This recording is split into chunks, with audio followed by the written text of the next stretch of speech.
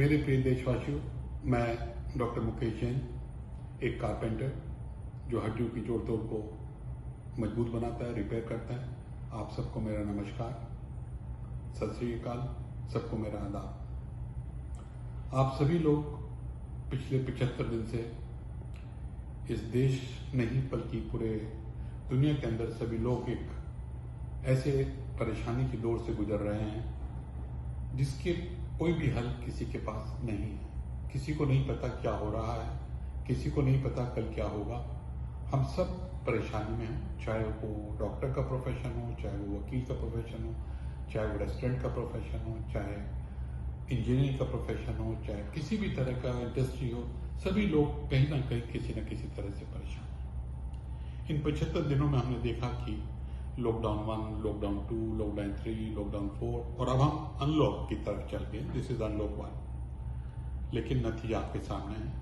हम आज भी उस स्थिति में खड़े हुए हैं कि न जाने आने वाले 2 महीनों में क्या होगा, कितना अच्छा होगा, कितना हम लोग कंट्रोल कर पाएंगे, कितना हमारी सरकार साथ दे पाएगी, कितना आप सब लोग साथ दे पाएंगे।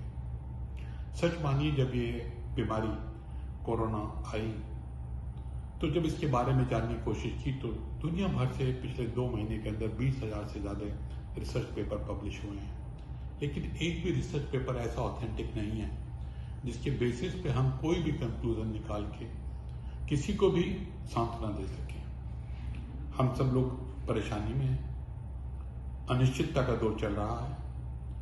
मैंने पहले हफ्ते सोचा कि 2 हफ्ते बाद, 3 हफ्ते बाद कुछ शांति मिलेगी, और विशेष तौर से हमारे देश में शांति थी भी लॉकडाउन की वजह से, लेकिन वो शांति अब किस तरह से अशांति में बदल गई अब आपके सामने है। तो मुझको लगता था कि 2 महीने के बाद में लोगों के अंदर जो ये कोरोना आया है, मेरी नज़र में एक वैक्सीन आया है। और ये वैक्सीन क्यों आया? पिछले न जाने कितने वर्षों से हम लोगों ने प्रकृति के अगेंस्ट कार्य किया।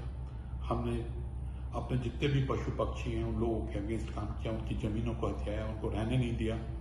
और शायद भगवान का रूप ये कोरोना एक वैक्सीन बन के आया उस प्रकृति के लिए। आपने देखा भी होगा, कोई शहर सुंदर सुंदर पहाड़ देख रहा है जो जिन कभी बरसों से नहीं देखे थे। जिसने तारे चांद नहीं देखे थे आसमान में, उन्होंने तारे चांद देखे। गंगा का जल जिसको साफ करने के लिए न जाने कितने अरबों रुपये कितनी गवर्नमेंट्स ने बहा है, वो आज गंगा बिल्कुल निर्मल है।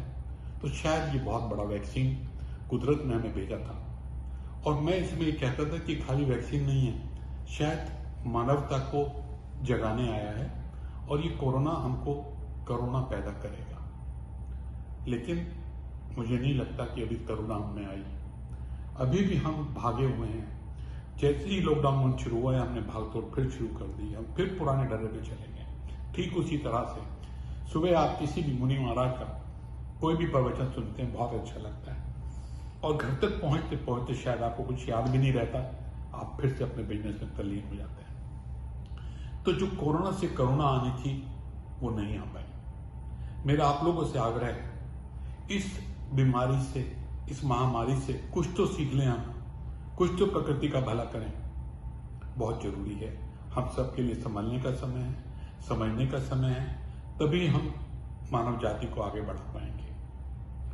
अगर आपने देखा हो, ये आपातकाल स्थिति यहाँ पर पैदा हो गई है। अगर आप देखें, न जाने कितने वर्षों से कितने पैंडेमिक आए। आपने 1918 का पैंडेमिक सुना, जिसको हम स्पेनिश फ्लू कहते हैं। न जाने कितने करोड़ लोग उसमें मर गए। उससे पहले अमेरिका में, अगर आपने सुना हो, स्मॉल पॉक्स जब शुरू हुई थी, अमेरिका उस टाइम भी बहुत विकसित नहीं था उस समय में, लेकिन उस स्मॉल पॉक्स के अंदर जो 6 करोड़ की जनता थी, वो मात्र 2 करोड़ की जनता में समा गई थी। कोई इलाज हमारे पास नहीं था उस समय।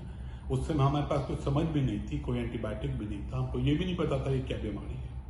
उसके बाद में आपने देखा होगा, चाइना के अंदर, मिडिल ईस्ट के अंदर न जाने कितने वायरस, मार्स के नाम से, सार्स के नाम से, और एक उससे भी पहले एक बहुत बड़ा पैंडेमिक चाइना में आया था, जिसको आप शायद ना पता हो। 1904 में, 1905 के करीब एक मंचूरियन पैंडेमिक आया था, उसका नाम ही मंचूरियन पैंडेमिक था। तो इस तरह से हम लोगों ने न जाने कितने पैंडेमिक देखे हैं, लेकिन समय अलग अलग था, डेवलपमेंट्स अलग अलग थे। उस समय हम उनको नहीं पहचान पाए। आज की तारीख में हम कम से कम उस वायरस को इमीडिएट डिटेक्ट कर पाए कि जो हमारे लिए इतना खतरा बन के आया है। अब आज की तारीख में जो पीछे से मैं गुजर चुका है उससे हमने बहुत कुछ सीखा है और आने वाले समय में भी बहुत कुछ हम सीखने जा रहे हैं। मेरी आपसे सबसे एक ही विनती है कि आप सब लोग इस बीमारी को कुछ समझ के सरकार की मदद करें, अपने पड़ोसी की मदद करें, अपने घर वालों की मदद करें। और उसके मात्र दो तरीके हैं। सोशल डिस्टेंसिंग, जो एकदम इतना इम्पॉर्टेंट है कि हम एक दूसरे से, चाहे हम घर में भी रह रहे हैं, कम से कम 3 से 4 फुट की दूरी पर रहें। और मास्क, अगर आप दो चीजों का इस्तेमाल आज की तारीख के बाद में आने वाले समय में करते रहेंगे तो हर परिवार अपने को इस महामारी से बचा पाएगा। अगर आप इसका ध्यान नहीं रखेंगे तो मैं नहीं समझता कि कितना अनर्थ होने जा रहा है। हम बड़े खुश थे कि हमारे देश में कोरोना बहुत कम है, हम बड़े खुश थे हमारे कोरोना की मृत्यु रेट 3% है, लेकिन कभी आपने सोचा हमारी कितनी पॉपुलेशन है? अगर आप 3% को भी लगा के देखेंगे तो 140 करोड़ में से कितने लोग हमारे मर जाएंगे, कितने प्रियजन मर जाएंगे। मैं नहीं समझता आज कोई भी ऐसा व्यक्ति होगा जिसका कोई ना कोई रिलेटिव कहीं ना कहीं कोरोना से ग्रसित हो, कोरोना से हॉस्पिटल में एडमिट हो। आप दिल्ली के हॉस्पिटल देखिए, बॉम्बे के हॉस्पिटल देखिए, जहां पर आपको रहने के लिए और किसी बीमारी के लिए भी जगह अवेलेबल नहीं है। क्या होगा हमारे देश का, क्या होगा हम लोगों का? तो मेरा सबसे अनुरोध है कि आप इस समय में कम से कम मानवता के प्रति जागरूक हों, प्रकृति के लिए जागरूक हों और निश्चित रूप से इस कोरोना को निश्चित रूप से अपने अंदर जरूर लाएं ताकि आप एक दूसरे की मदद कर सकें। धन्यवाद।